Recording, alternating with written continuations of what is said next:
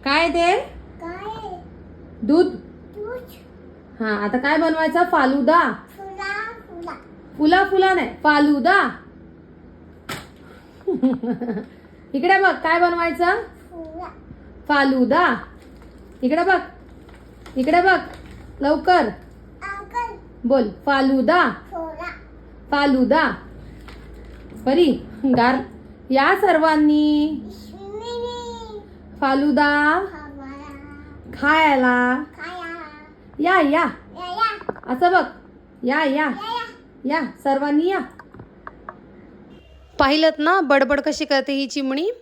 ठीक आहे. हॅलो, कसे आहेत सगळे? आय होप तुम्ही सर्व मजेत असाल. सो आता गरमी चालू झालेली आहे, खूप उन्हाळा वाढलेला आहे आणि हा इटमीचा मी रेडीमेड फालुदा घेऊन आले होते डीमार्टमधून.